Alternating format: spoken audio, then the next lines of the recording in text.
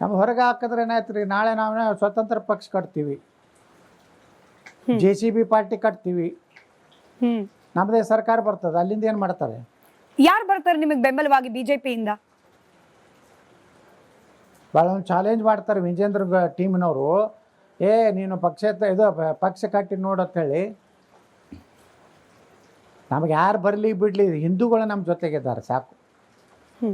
ಯಾವ ಲೀಡ್ರುಗಳು ಬೇಕಾಗಿಲ್ಲ, ಅಂಥ ಲೀಡ್ರುಗಳೇ ಬೇಕಾಗಿಲ್ಲ, ನಕಲಿ ಲೀಡ್ರುಗಳು ಬೇಕಾಗಿಲ್ಲ. ನಕಲಿ ಲೀಡ್ರುಗಳಿಂದೇ ಕಠಿಣ ಕ್ರಮ ಕೈಗೊಳ್ತೀವಿ ಅಂತ ಏನು ಸುಡುಗಾಡ ಕೈಗೊಳ್ಳಾರ್ದಕ್ಕೆ BJP 60ಕ್ಕೆ ಬಂದಿತ್ತು. ಅಂಥ ಲೀಡರ್ಗಳ ಅವಶ್ಯಕತೆ ಇಲ್ಲ. ಈ ರಾಜ್ಯದಲ್ಲಿ ಪರಿಪೂರ್ಣವಾಗಿ ಹಿಂದುತ್ವ ಮಾತಾಡುವಂಥ ನಾಯಕತ್ವ ಬೇಕು ಅಂತೇಳಿ ಇವತ್ತು ಹಿಂದೂಗಳಲ್ಲಿ ಒಂದೇ ಒಂದು ಒಕ್ಕೂರಿನ ಅಭಿಪ್ರಾಯ ಇದೆ. ಅದಕ್ಕೆ ನಾನು ನಿಮ್ಮ ಚಾನೆಲ್ಗೂ ವಿನಂತಿ ಮಾಡ್ಕೊತೀನಿ, ಕರ್ನಾಟಕದ ಯೋಗಿ ಯಾರಾಗ್ತಾರೆ ಅಂಥೇಳಿ ಒಂದು ಹಾಕಿ ಒಂದು 4 ಜನರದ್ದು ಹೆಸರು ತೇಲಿ ಬಿಡ್ರಿ, ನಿಮಗೆ ಗೊತ್ತಾಗ್ತದೆ. ಕನಿಷ್ಠ ಅಷ್ಟೇ ಉಪಕಾರ ಮಾಡಿರಿ ನಮ್ಮ ಹಿಂದೂಗಳಿಗೆ ನೀವು.